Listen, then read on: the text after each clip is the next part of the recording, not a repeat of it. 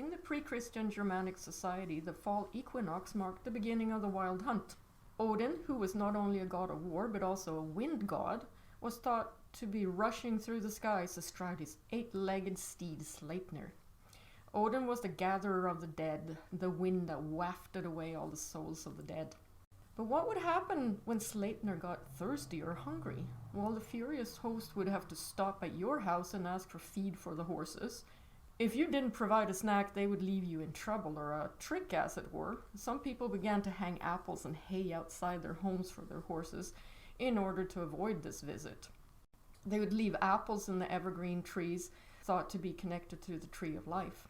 Hay was braided and knotted into pretty patterns and hung up, and sheaves of grain were wrapped in pretty ribbons that would stand out against the white snow so that they'd be easy to spot from the distance.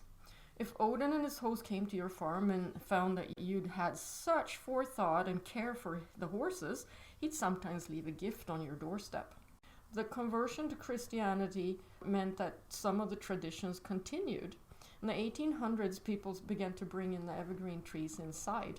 So the red and green and yellow apples were replaced with glass baubles in red and green and gold, and the hay was replaced with straw, which we used to produce those lovely straw ornaments that we're now so used to seeing at Christmas time. In Christian lore, it's the 3 wise men who bring the gifts to the infant Jesus and Saint Nicholas who bring the gifts to the children. But in the Nordic countries, the deal is that the gifts are brought by a short, bearded man dressed much like Odin in Viking Age garb. His name is Tomten, and he looks nothing like the North American Santa. One holiday celebrated near the end of the year is Diwali and Bandi Chhor Divas, usually falling in the months of October or November. These holidays are famously considered the festival of lights, and it's a time where millions celebrate the triumph of good over evil.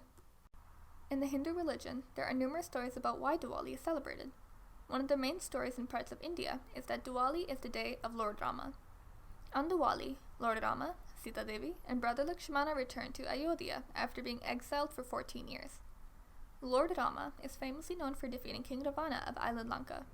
When they returned, the villagers had lit a path for Rama in celebration and to welcome them. Another popular story is that Diwali marks the day Lord Krishna and Satyabhama defeated Narakasura. Narakasura was a king who had imprisoned many young women, and Lord Krishna and Satyabhama went to liberate these women. After he was defeated, this was declared a day of festivities, and parts of India celebrate the triumph of good over evil. After chatting with my friends about why they celebrate Diwali, my friend Suhani shared the story of the Hindu goddess Lakshmi. Lakshmi is the goddess of prosperity and wealth, so my friend's family does a Lakshmi Puja on Diwali. For Suhani's family, Diwali is a celebration of lights and prosperity. In the Sikh religion, we celebrate Bandi Chhor Divas. This day celebrates the liberation of 52 prisoners and our Guru. In 1619, our 6th Guru, Guru Har Gobind Sahib Ji, was held captive in Gwalior Fort, and it held 52 Rajas, kings. When the Guru was released from his unfair imprisonment, he did not want to leave the 52 Rajas to suffer. Therefore, he suggested a condition that the kings be freed too. Assuming a couple of prisoners would fulfill the Guru's condition, he was told that whoever could hold on to the back of the Guru's coattails would be able to walk free as well. Determined, the Guru had a coat made that had 52 tails that each prisoner could hold on to as he walked out of the prison. Thus, the Guru's selflessness and cleverness resulted in all prisoners walking free. To commemorate the Guru's compassion, he is referred to as Bandi Chhor, and Bandi Chhor Divas is celebrated to this day to mark Guru Har Gobind Sahib Ji's safe return to Amritsar and his actions.